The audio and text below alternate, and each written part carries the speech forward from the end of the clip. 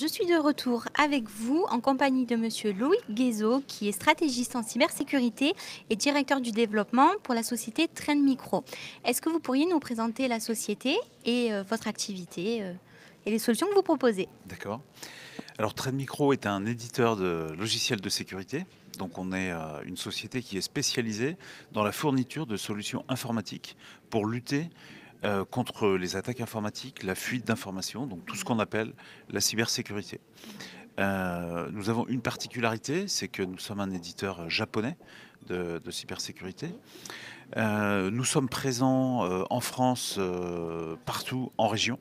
Et nous sommes notamment présents aujourd'hui ici dans le cadre du colloque CCM en support de notre partenariat avec CCI France, puisque en complément de notre activité de fourniture de solutions de sécurité, nous avons aussi développé des outils de sensibilisation à la cybersécurité qui sont sous forme de jeux, dans ce qu'on appelle des serious games, et qui sont en démonstration sur le stand ici de CCI France. Et donc votre partenariat avec la CCI, c'est justement par rapport à ces solutions de sensibilisation?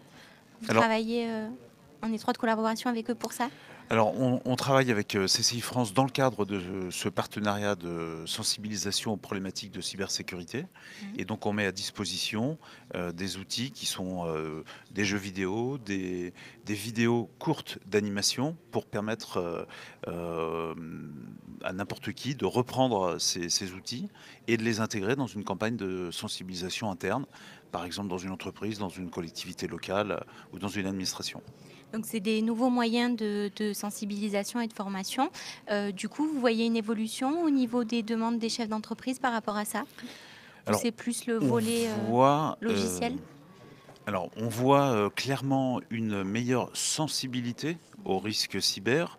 Ce risque est maintenant de mieux en mieux perçu, y compris dans les territoires et dans les PME.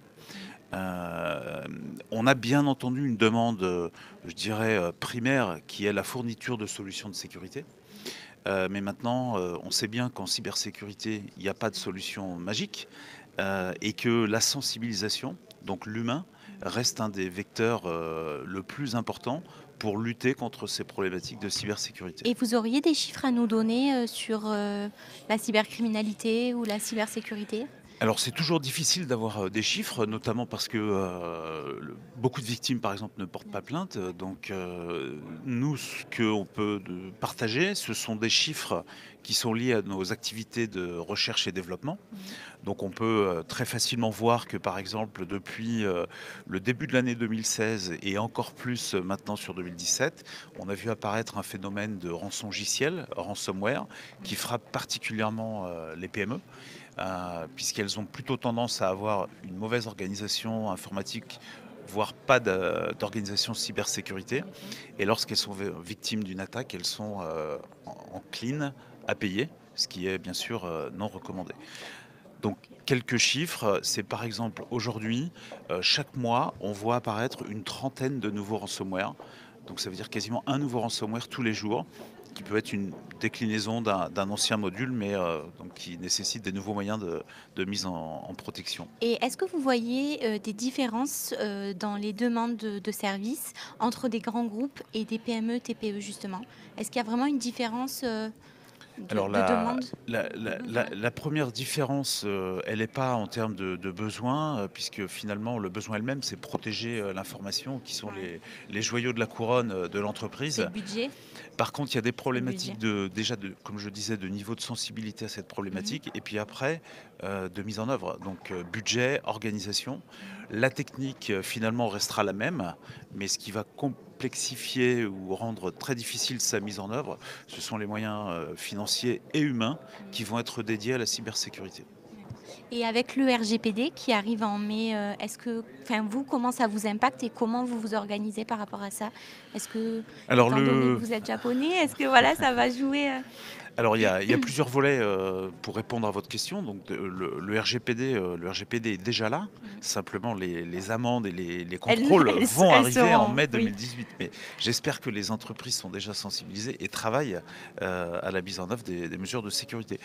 Alors nous, en tant que fournisseur de services informatiques, on va aussi mettre en place notre conformité au RGPD.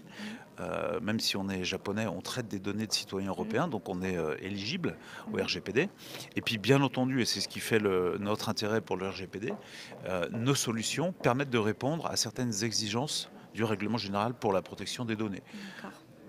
D'accord. Et donc, juste pour conclure, un dernier petit mot sur donc, les solutions que vous proposez et comment ça peut aider les chefs d'entreprise à sécuriser leur système d'information. Alors aujourd'hui, les entreprises, quelle que soit leur taille, abordent une transformation numérique très profonde, avec le recours à des solutions qu'on appelle de la virtualisation ou du cloud computing, Mhm. l'informatique en nuage. Donc on a une première solution qui s'appelle Deep Security, qui permet d'accompagner toute cette transformation numérique en protégeant les serveurs, y compris dans le cloud, jusque dans le cloud public, Mhm. comme par exemple Office 365, Mhm. qui est la suite bureautique de Microsoft.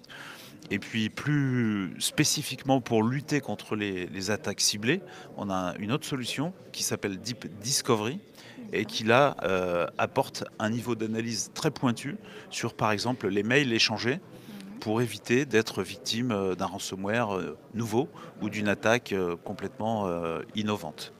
Je vous remercie. Merci à vous.